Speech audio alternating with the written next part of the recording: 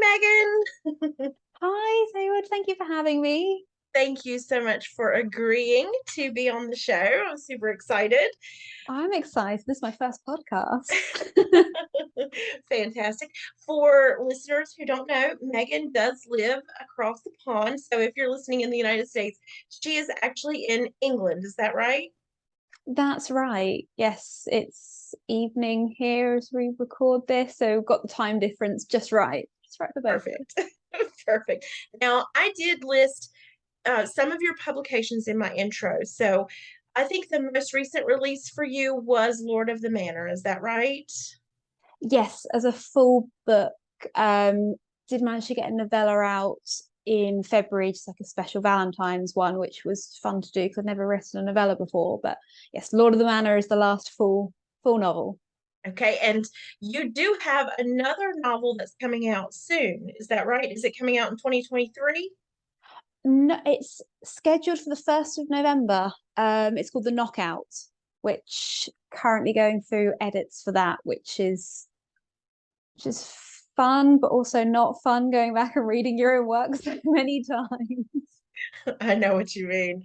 I actually did the critique for the epilogue today, so you'll see my notes on your epilogue. Oh, There's not very fun. many as usual. But you said you brought up the revision process. I am a revision writer, so I actually don't mind the revision process very much because that's where my stories really get to where they're supposed to be. I mean, I guess that's the thing for every revision, but still, like my first draft is just the story, and then my consecutive drafts after that is where things really start to come together, and that's where I really start to find the little golden bits. So can you talk a little bit about your revision process? How do you feel when you go into it? How do you feel while you're doing it? Yeah, sure. So when I finish a book, I tend to put it away. I print it and then leave it. I've read once someone recommended like leaving it in a drawer to proof, like as if you're leaving some dough in there, which I really liked. So yeah, I'll print it and it's done. My main issue comes from the fact that I think I'm more of a perfectionist in the fact that when I'm doing my first draft, I get so focused on trying to get like all those golden nuggets in first, where I'm like, no, I need to just get it written and then deal with it. And I have got better with that over the years. So yeah, it's very much a case of I will leave it for a couple of months and then come back to it with a fresh brain and work through and really pad out the story, find any additional bits and pieces that need to go in, um, take all the hads out. I'm very bad with that, but that's something that amazingly came up from the critiquing group, which has been incredible. Just so many small bits and pieces that came up that I think have made me a better writer and I'm more aware of when I get to my editing stage and going through the drafts. And it's like, oh, no, I can add this. And oh, I need to get this out. And yeah, it's a process, but yeah, it has to be done. Exactly. And I do the same thing. I try to put it away for at least 2 to 4 weeks and then, use that time to just relax or work on something else. And then you come back and it's like you're looking at it not for the first time, especially if it's like a third or fourth draft, but Yeah. you're a little bit refreshed. So, Fresh eyes, at least, in a clearer head. yes. Now, um we are in a critique group together, and Mhm. you mentioned critique group. I always tell writers, get yourself critique partners, because that is going to be one of the most important things that you can do as a writer. As you mentioned, like for me, it helped me find my voice and my style when I joined a critique group. And you said that it helped you joining critique groups. It's helped you kind of go through and figure out some of your nuances. Can you talk a little bit more about critique groups and how you feel like they're valuable for writers? Oh, definitely. Yeah, the critique group, which I stumbled across completely by accident. One of the ladies just asking on Instagram if anyone was interested. And at that point, I think I was a little bit behind with my writing. I had done in-person writers groups before, um, but just having first of all, that accountability and that support is invaluable. Like just having a group, because it's all well and good like having your friends around you and they'll be like, oh, that's lovely, you wrote a book, but they don't get it. Like they're supportive in the way they can be, but there's just people understand the whole process. You can start the group just having like a moan about how bad the week's when you're like, I just can't get anything out of my brain at the moment, and just talking about it, or just like, oh, I had to do this or this didn't work, and oh, I've had to get caught up in like the social media promotion as well, and just all the bits that come with being a writer. People understand, and the fact that we're doing something, submitting on a regular basis is like great. Well, I have to get something written because I need to get it over to the group, and then just learning from everybody else. I think the work I've done since joining the Complete Group is just a whole level above itself. I mean, I think I have got better over time anyway. Like when I revisited my first novel, which I did when I was quite young, and I was like, oh, it was fine for the time, but just more writing and then being in that environment that you ladies have provided has just really upped it. I agree 100%.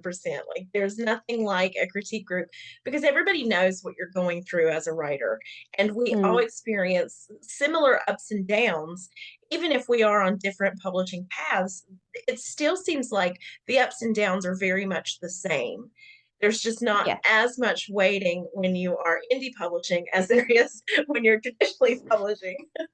Oh no, we had that conversation a few weeks ago on the on one of our Zoom calls, and I think it just because one of the other ladies had had a moment, we're like, no, you just get out on events. It was like, because I didn't know that much about the process, that side of it from you, because I am too impatient. And I think at the beginning of when I started doing this, I was very naive in the fact like, oh, I've written this book and I'll just send it off and someone will publish it. And that doesn't happen. Um, and I think I maybe sent out like two or three query letters. And this is just when self-publishing was starting to become a thing. I was like, oh, well, I've written it now. I'm just going to do it myself. And that's how I've done it ever since, because I can then work to my own time on my own schedule. And it was really interesting to hear your side of it, because I remember we were in a meeting, we're like, oh, I've got an agent, and it was like so exciting at the time. And then just hearing the process, you think, oh, it's not, I mean, none of it is as easy as you think it can be. At the beginning of the day, everyone's just like, oh, I could write a book. And like, well, it's all well and good, but could like sitting down and writing a book is quite hard in itself. But Mhm. then everything after that, I think, is so much harder as well. It doesn't matter which route you're taking. Exactly. I think that when people say, I'm going to write a book, I'm going to be a writer, they really don't know everything that comes along with it. It's not easy to sit down and write a book. So if you do complete a book, that's fantastic. But then you have to think about, editing and revising, and you have to think about marketing, and you Mm. have to think about all of these different things.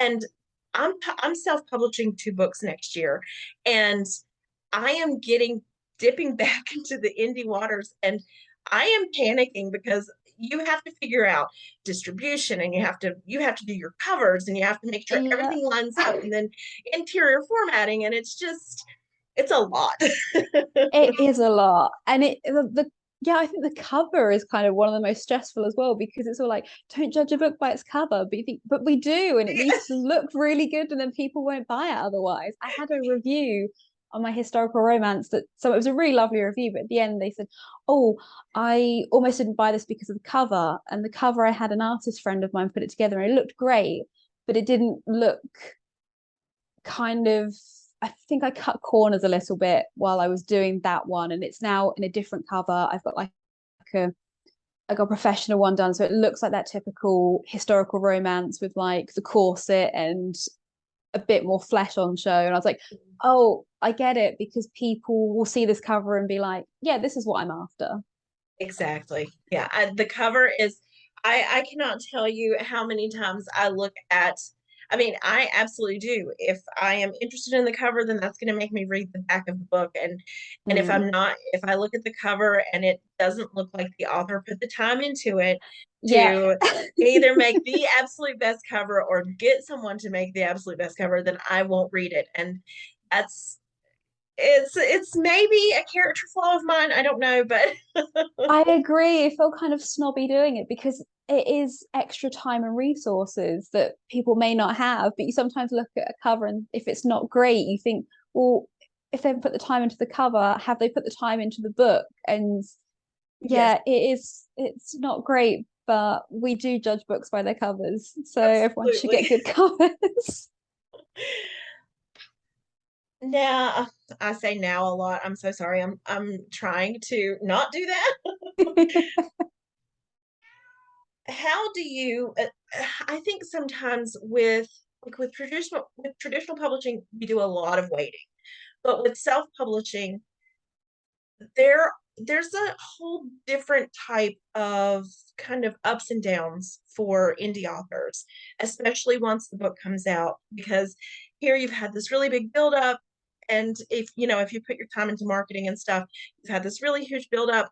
And then sometimes a lot of times that buildup isn't enough, and your sales might not be as strong starting out as you had hoped. How do you have you dealt with that? And if you have, how have you dealt with that?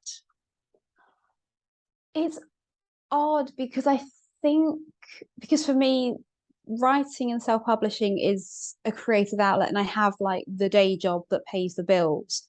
So it's always really nice once I get a book out. And I think maybe this isn't meant to come across as a brag, but because I've had a few out and I've gone through the process, I don't know whether I'm desensitized to it slightly, like there's less disappointment. I'm just like, no, great, I've got it out into the world. I will now work on the next one. But I think again, where the critique group has been amazing, just like insider knowledge from other people is just one of the things that we were talking about recently was the lady that has the series and just the rule that you had to try and get a book out like every 6 months to keep the momentum up. So I think also it's a case of once you've put the book out there and then you have to do your marketing because you're basically a social media manager after you've done all your editing and every Yes, aspect of it, yes. that you suddenly like, oh, well, I need to go work on the next one now, or I'm still doing this. And there doesn't seem to be time to enjoy it anyway. But saying that, I don't know what it was, something about last month, one of the books that I had that I released a few years ago suddenly just got this spike. So that's really exciting. Like, Yay.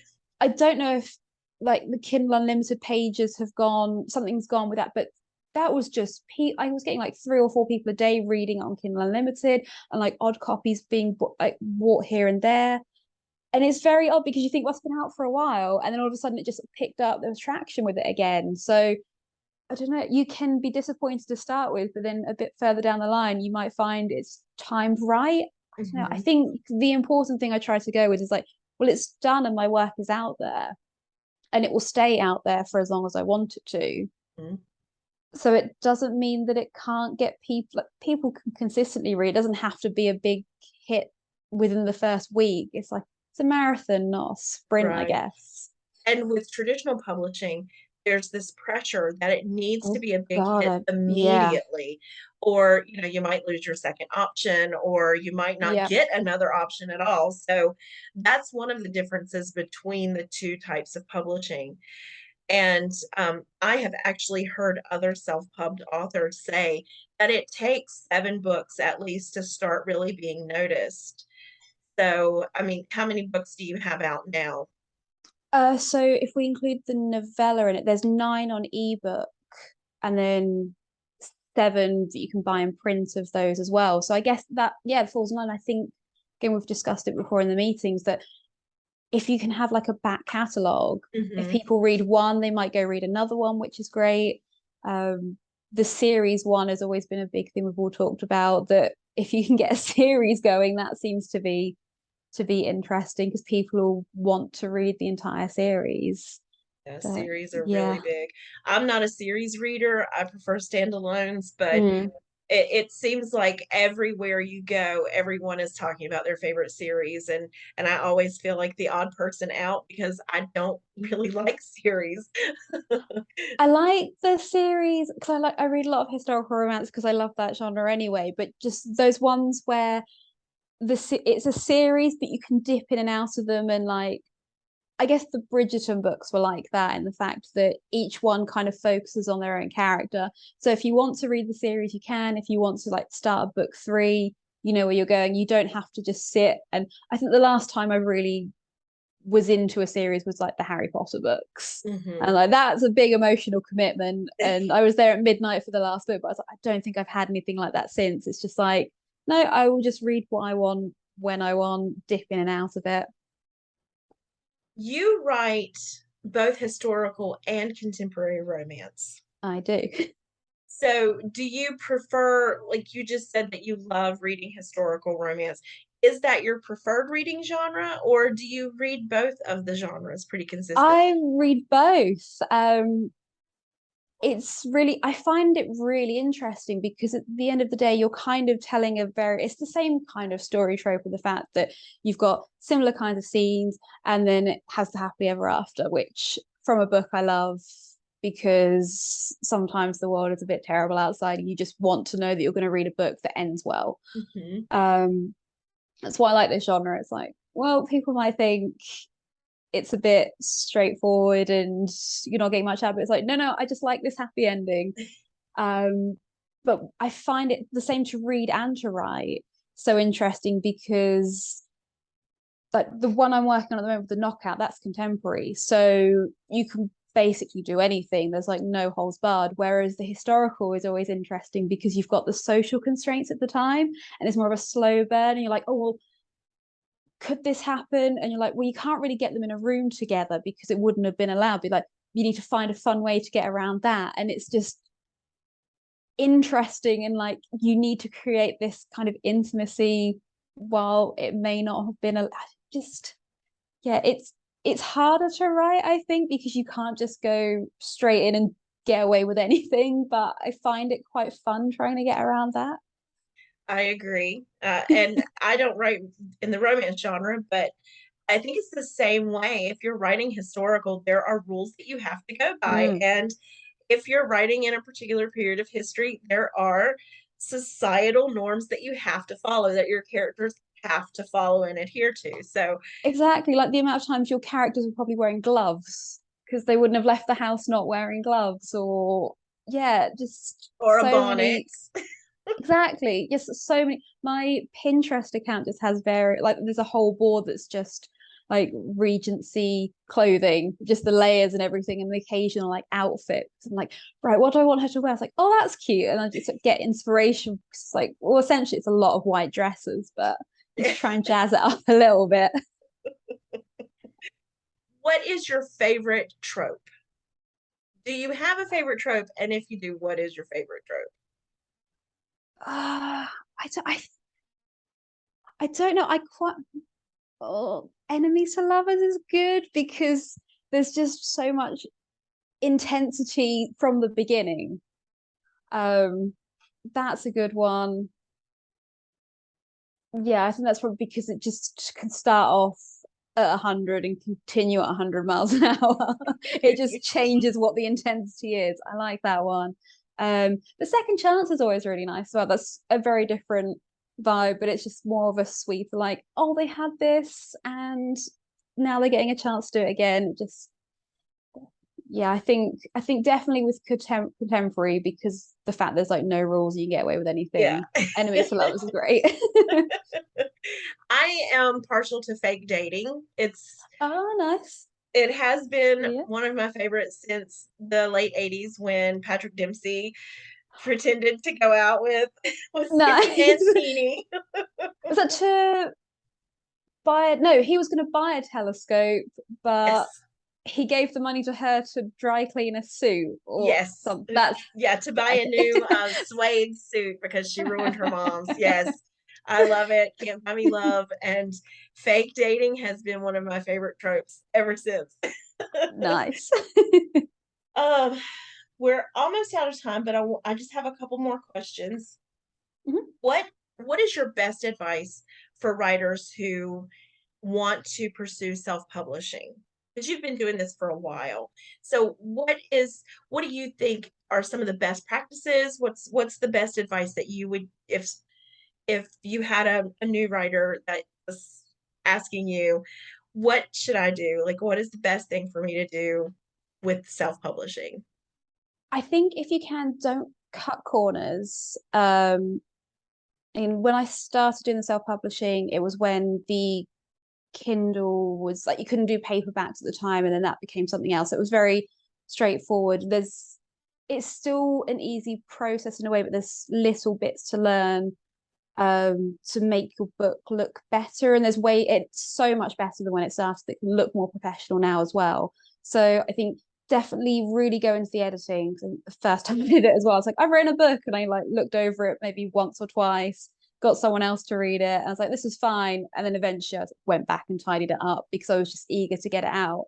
So yeah, don't cut corners. That take your time, don't rush it, like the editing and everything. Get all that right. Make sure you know how you're uploading. Sort of learn the ins and outs. Like so many YouTube video tutorials now.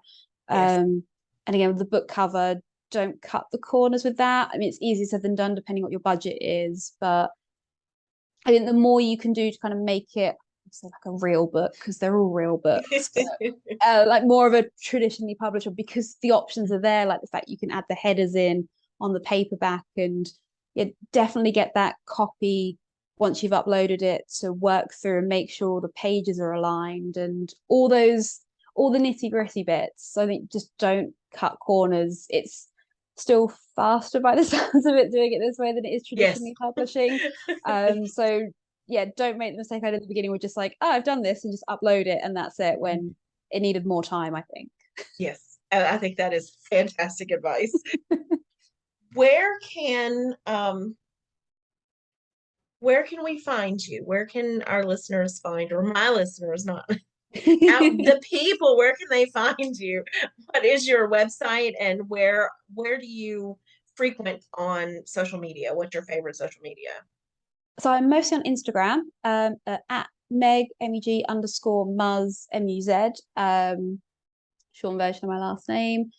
Yeah, I really quite like promoting my books on there. I do a lot of flat lays and just try to make them look nice. But that's how I linked with other writers and like the Bookstagram community. And I like the images. I'm afraid I've still resisted the whole TikTok thing, despite being what I've been told in the critique group, like this is where you need to go.